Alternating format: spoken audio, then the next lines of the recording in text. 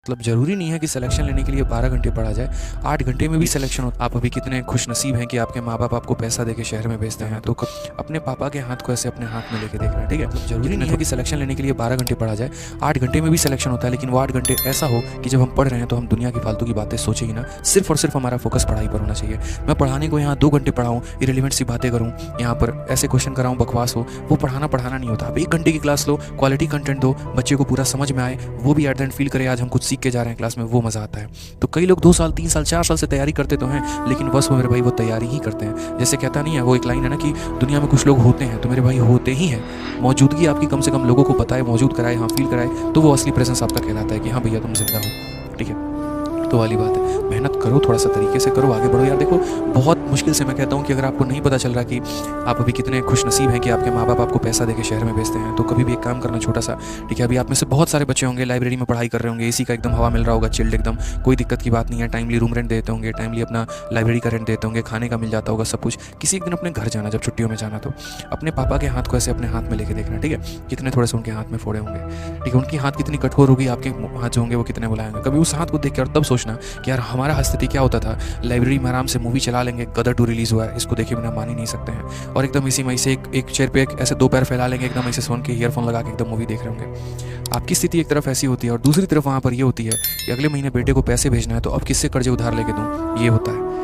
कल एक स्टूडेंट आया यहाँ पे, स्विगी में डिलीवरी करता था, और जैसे मेरी गाड़ी देखी अंदर घुसते हुए तो भागा आया कि सर मुझे नहीं पता था आप यहाँ रहते हैं, मैं स्विगी में काम करता हूँ, स्विगी में डिलीवरी पार्टनर हूँ, लेकिन सर मैं तैयारी भी करता हूँ और आपसे बहुत कुछ सीखने को मिलता है, बस एक चीज़ की सलाह लेनी थी। मैं थोड़ा सा भटका हुआ हूँ, मुझे एसएससी की तैयारी करनी चाहिए लॉ की, बस आपसे ये पूछना चाहता हूँ कि आपने जब तैयारी शुरू किया था और आपने जब इंस्पेक्टर बने थे, तो फिर आप टीचिंग में आए तो क्यों आए? मतलब कुछ तो सोच के इंस्पेक्टर बने होंगे। एक छोटा सा ही सिंपल था यार। हम जब मिडिल क्लास से मेरे भाई आते हैं तो उतना बड़ा सपना नहीं रहता है हमारा कि इतना जीवन में आगे बढ़ना है। मेरे मन में बस इतना था कि मेरे माँ बाप के ऊपर 10-15 लाख रुपए का कर्जा है, जो उन्होंने मुझे पढ़ाते वक्त लिया था, मेरे भाई बहन को पढ़ाते वक्त लिया था। उसके बाद अपनी बहन की शादी करनी है, उसके बाद अपनी शादी करनी है, भाई की शादी करनी है, और एक 10-12 हज़ार रुपये का फ्लैट ले लेना है किराए पे, ताकि अपने माँ बाप को गाँव से लाकर शहर में थोड़ी सी बची जो उनकी ज़िंदगी है वो थोड़ा अच्छा उनको जीने के लिए दे पाए। बस इतनी ही मन में ख्वाहिश होती थी, ठीक है? उसी के लिए दिन रात की वो मेहनत होती थी, दिन रात की वो तपस्या होती थी कि हाँ यार वो तो अपना जो जीवन है वो मतलब पिछले 10 साल 15 साल वो तो शायद जी नहीं पाए, उन्होंने सारी की सारी मेहनत मेरे अंदर झोंक दी कि मेरा बेटा कामयाब बनेगा, मेरा लड़का कामयाब बनेगा। और अगर उस चीज़ को भी मैं लाइब्रेरी में टाइम वेस्ट करके करूँ, इधर उधर घूमने में करूँ, शॉपिंग करने में करूँ, तो मेरी सबसे बड़ी जो है मेरे भाई मूर्खता होगी, ठीक है? शायद मेरे माँ बाप की परवरिश में खोट रहा होगा जो मैं ऐसा बन गया।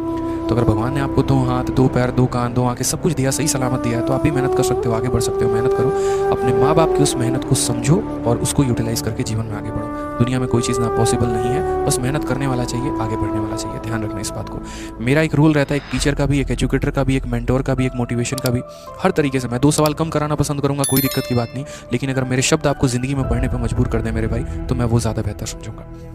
बातें तो हर हैं यार, हर कोई पढ़ाता ही पढ़ाता है, बट नर्व्स को कौन समझता है, बच्चों के दर्द को कौन समझता है, और इस पर काम कौन करता है? बहुत कम लोग। मेरा बस इतना रोल है कि भाई देखो, नॉलेज मैं यहाँ पर आपको दे रहा हूँ, पढ़ा रहा हूँ, तभी 7,000 बच्चे लाइव वॉचिंग है, वो पढ़ाने के ऊपर है, ठीक है? और मोटिवेशन के माध्यम से और भी चीज़ों के माध्यम से अगर आप ज़िंदगी में थोड़ी दिशा बदल लेते हैं और बेहतर चले जाते हैं, तो शायद मैं खुशनसीब मानूंगा वहाँ पर कि मेरी किसी शब्द ने आपको पढ़ने पर मजबूर किया।